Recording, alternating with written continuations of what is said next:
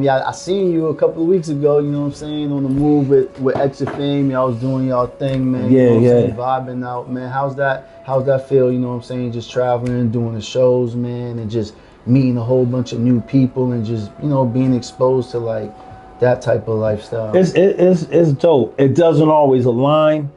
Like sometimes the people, it depends on the type of show. You know what I mean? So I know for like people in the music industry, you have to find your lane. You know what I mean? So if like take time to express yourself. That's not gonna work if you're trying to perform in front of the Locks crowd. You know what I mean? Right. So the good thing about Exit is he has the versatility where we can do the positive stuff, but then he has a gift that he can do the other stuff too, where he tells his stories through a street narrative, which is cool. You know what I'm saying? Yeah, of course. But it's just definitely to see dudes that you grew up idolizing, or people that you grew up listening to, and then you're in the space with them and you're able to take a picture with them.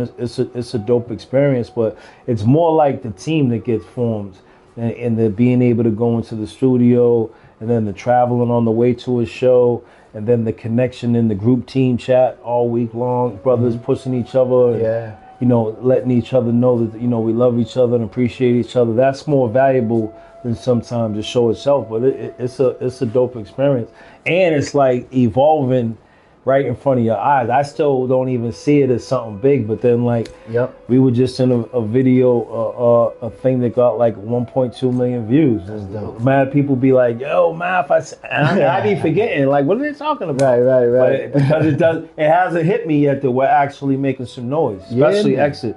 He's in New York tonight. Shout out, be safe out there, fam. Shout out, be safe, man. You know, love you back home, bro, man. You making major moves, man. Salute. Double salute. Yeah, he's doing his thing. Yeah, man. Yeah. But a lot of that stuff's hard for me too, because I'm a full-time father now. So before, I didn't really know what it was like to sacrifice time, and so I'm not able to always do everything that the whole team is doing, because I have a daughter that I take care of full time. So I always tell people now that I've transitioned to from a baby's daddy to a full-time father. You know what I mean? And there's a big difference. A baby's daddy, anything in the streets or had to do with the club, or anything that had to do with girls being there, and I could get them to feed my ego and tell me how amazing I am, I'm always going to put that in front of my kids. But now that I'm a father, I realize that I can still do that stuff, but it's only if the opportunity presents itself.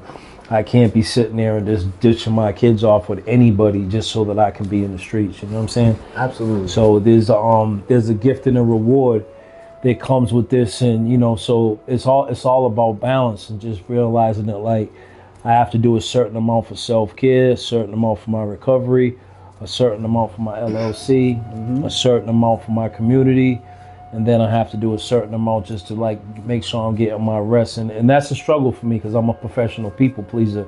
So I tend to always tell people yes, even when I want to say no. But it's all about balance, and even when I say no now, I realize I might be able to say, yo, I can't do it this week, but hit me up in a month when I'm a little bit more free and I got you. You know what I'm saying? That's what I need to learn. Yeah. You know? Because I'm like you too, man. I'm used to trying to help so much and do so much when I'm not even doing for myself sometimes. Yeah. And then when you got kids and family and a whole bunch of other things, you know, you got to make money, and exactly. it just wears you down, man. And it's, you know, my sponsor always says that every time I'm saying yes to someone, I'm saying no to my kids. I'm saying no to rest. I'm saying no to self-care. So, you know, I have to be careful exactly where I put all my yeses, because if I'm saying yes in too many spaces and places, that means that there's a loved one close to me that's getting a no. You know what I mean? Absolutely, bro. Absolutely. Yep. So, when you think about the Boston Miracle, what comes to mind to you? The Boston Miracle? Yeah, you know about that? Nah, so back in the 90s, there was a time where the violence was at an all-time low in Boston. And it was mid-95s or somewhere around that. And it was, you know, the city of Boston got a lot of credit for it because it went from like, you know, back then it was 120s, 30s, 50s a year for murders, and it just went down low to like 30s or 40s or something like that. And it was, you know, a lot of it had to do with the community, you know, RSO, Benzino on them, you know, going on tour and having dudes from different neighborhoods who are leaders coming together. You know, the wise guys, right? You know what I'm saying? Antonio Saldi, a bunch of those guys. So it was just a time where the violence was at an all-time low, and they took a lot of concepts from what people was doing in the city, you know, a lot of churches and community activists and stuff, and was using the different things in different cities and stuff. Yeah, so you never heard about that one? I never heard of the Boston Miracle. So that could have been a time when I was incarcerated, and back then there wasn't like there wasn't the internet. Right. So that's one of the things that it could have happened when I was when you said this was 95. Yeah, so I did that, from 95 to almost 2001. So that could have been a time when I was down, and so kind of like out of sight, out of mind. You know, when you're incarcerated, you're not too concerned with the murder rate because there ain't no guns in jail. You know what I'm saying? Right. But I get it. You know what I mean? But I can definitely say now that I can see something coming back like that now, because you got a lot of brothers that were formerly incarcerated that are working in facilities now, like your brother was speaking about earlier. There's a lot of brothers now that are able to hear a message from someone that's been incarcerated, and there's a lot of us unifying the Office of Returning Citizens, and there's different people that are putting out grants now for brothers like myself and yourself that can like present a message to people. And shout out to Toot with the Yard Time Mental Health Group. My man Steve Pina, Never Not Working. You got Mac Hudson out there doing a lot of work. Did all, had the life sentence, flipped it. My man Jay Tooley's out there doing a lot of stuff. Danny Santana with I think it's ITY.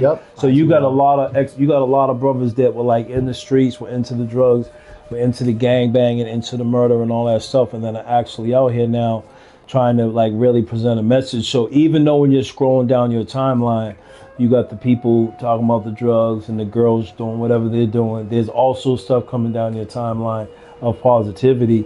And so, everybody's seed is going to get planted at a different time. I'm basically like a bamboo tree, because you plant a bamboo tree, you have to water. You plant it and then you water it for 5 years, and you keep watering it and you don't see any growth. And then all of a sudden after 5 years, a bamboo tree is one of the strongest trees on the planet, and it grows 30 feet in the air. So I consider myself like, I've been going to all these different programs and incarceration and NA and AA and all these different programs for multiple years, and then like a bamboo tree, I'm up there now, and I'm pretty strong. You know what I'm saying? So I consider myself just like that. Like sometimes we're just going to be watering seeds, and it seems like there's nothing really growing, but you never know. That person could be growing on the inside. We just got to keep watering the seed until we can actually see the tree come out the ground and begin to blossom. Yeah, man, I like that. Feel me? Yep, I like that, man. What makes you stay in the community, man? Because a lot of people that do find success or peace, or find something that that separates them from the BS. They usually run from it. You know what I'm saying? But you still out here motivating people, staying grounded, and I mean, my motto is, I did a TED Talk last year called From Pain to Purpose. And so my purpose is to be of service. I always tell people there's 7 letters in the word purpose, and the 7th letter in the alphabet is G, because everybody in the world has a gift. And your gift is when you find your purpose. And so I found my purpose. So I'm going to get more out of giving back to people than hanging around people that are all well. To me, I'm trying to be like the 2025 Jesus, man. Jesus hung out with the drunks, right, the criminals, right. You know what I'm saying? And all that type of stuff. That's why they say God is closer to the sinner than he is to the saint. You know what I mean? Because I'm supposed to go amongst the 85s. I'm supposed to go amongst the deaf, dumb, and blind and teach them. You know what I'm saying? I'm not supposed to go amongst all civilized people and try to give them more civilization. Right. You know what I mean? It's my duty to take my knowledge and share it with the deaf, dumb, and blind. And I'm deaf meaning like I'm not willing to listen. Blind meaning like I'm not willing to see the truth. You know what I'm saying? And dumb meaning like I know that there's another way, but I'm not allowing myself to hear anything, and that's what's keeping me dumb. You know what I mean? Yeah. So it's just more like my purpose is to give back to other people. That is my gift. Some people had a gift on the basketball court, on the football court. Some people had a gift in the boxing ring. I was blessed with the gift of like being able to take a message and give it to someone that it's relatable, it's digestible, and do it in a refined way, which means like I know when I got to use baby food. I know when I can speak steak. I know when I can do seafood. It's like right in the middle. You know what I mean? Yeah, of course. Everybody's gonna need a different level of truth, but you don't want to give someone too much, because then they might not come back for more. Oh, that's a fact, man. Mm-hmm. That's a fact, man. Don't shock them too much. Yeah. They don't run. Yeah. Who's your favorite artist out there right now? Not exit fame. Who's your favorite artist in Boston right now? Give me one favorite artist in Boston right now, and one artist who's just making a lot of noise. I would say besides exit fame right now, my favorite artist is Stonecatcher. Okay. He went into prison at 16, did 19 years. Wow. He came home. I think he would be good for this podcast as well. Shut him down, but yeah, bro. we've been doing a positive. You know, we got some stuff going on in the studio. Shout out to Oak Boy. I watched him perform at our Oak Boys concert a few weeks ago. Okay. But last weekend, Oak Boy had a listening party for his project that he just dropped. So I would say, Oak Boy from Common Square, right? I don't know the church music. Yeah, exactly. He's fire. He's nice. Yeah. So he did his thing too. So I would say right now is Kentel. He goes to Stonecatcher, and he uses Stonecatcher because he's the one that stands in the middle of the people trying to throw stones at other people, and he catches the stone to protect the people. So I really like that. Wow. And then wow, I like my that. artist that I like, he's locked up right now, but he got me through my bid, and I can use him a lot during my workouts. His message doesn't always align with like the way I'm thinking now, but it's why I found Lucci. Okay. Yeah. Okay. Like, that probably sounds like but I like why cool, man. Yeah, man, he's smooth. Yeah, I like I like what he talks about, and that's what's up. His message just resonates with me. Yeah, man. So that's amazing, man. It's been an amazing conversation, man. You're an amazing dude. I know this is this isn't even half of what we can break down with you, man. You know, is there anything out there you want to say to any youth or anybody out there that may be struggling or going through anything? Yeah, if you're struggling, you know, like I was for years, with finding yourself and with self-identity and trying to get comfortable in your own skin, there is a way that it's possible. It's not going to bring you all the flash and the instant gratification that you might get from the streets, but it also doesn't come with the consequences. You know what I mean? Absolutely. So for me now, I realize that like healing is gangster. Helping others is gangster. Being addicted to helping others is real. Giving back to your community is gangster and real. Maybe figuring out if there's a solution to a problem rather than taking someone's life. And then now you want to be behind the wall begging them to let you out when you could have actually just tried to use a little rational and reasonable thinking right off the rip. But if you're going through any type of struggle, if you're willing to get through the pain, you can find the purpose. But pain is the father of change. So what happens a lot of times is we try to run from the pain with the drink, with the drug.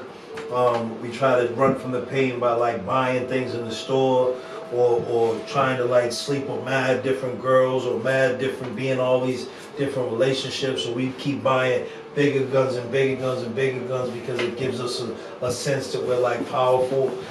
But at the end of the day, the pain is the father of change, and we have to embrace the pain in order to get to the change. You got to, man. Yeah, you got to.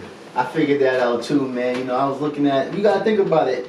A lot of people who just outside, you know what I'm saying, wilding out with a bunch of friends and just beating people up or selling drugs, doing the easiest things just to get their little fame and stuff. They gotta really think about it like, yo, it must be hard to go against the grain and be humble, be nice, you know what I'm saying, be loving, be kind. Because it's real easy to go out there and act a fool these days. Yes. You know what I'm saying? So I definitely like what you said, man. You dropped a lot of gems for us, a lot of bombs. We might have to get you back up here for a second time. Let's do it. We might have to do that for sure. Yeah, definitely. I want to get my man Stonecatcher here. Get exit down here. You gotta do that, man. You gotta do. Anybody else you want to send any shout outs to out there that's doing any community work or anything? Anybody that you want everybody, Kathy Kim's that's in the community, my man Chris Conway that's in the community. There's a lot of different people out there that are, my man Lovely that's in the community doing his thing. Yep. There's a lot of different people out there doing a lot of positive things. Just keep on doing it. Mm-hmm. And if it's not working exactly the way you think it should be working, or you're not getting the results, just keep grinding, because the results will actually come in the long run. And I'm just gonna keep shouting out all those people on Mass Ave. I love you. All those people that are locked down, whether it's in the county, the state, or the federal penitentiary, I love you. And if you know anybody that needs some help, I'm on the right. Take a phone call if you know you got someone coming home, and make sure you're sending books to your people. Don't just send money. Don't just answer phone calls. And send a book. Incentivize the money that you're sending to those people in the joint. Tell them you're going to send them a book. You want to talk about the book, and then you'll send them some paper. Because knowledge is power, and we grow off of what we know. The immutable principle of knowledge is responsibility. So what means is, once you know something, you're responsible for it. But if you don't know it, you're not responsible. So that's really what a lot of us need to do, is start sending books to our people rather than just sending them money. So for me, man, it's just like, I just want everybody to, I got a project coming out. It's called That Part, Poetry and Rap Therapy. So I'm gonna have a little book that's gonna come out with it, and then the project, the music project, is gonna be the soundtrack to the book. I mean, I need to be there when things go down. I need to be there. We need to be there, you know? Exactly. Drone the building. And I appreciate what you're doing, man, because this was definitely, I'm looking forward to, like, I'll be starting class with math. The first 2 classes are January 8th and January 22nd. And I look forward to having you come through, man, and facilitate. We there. We there. It's dope.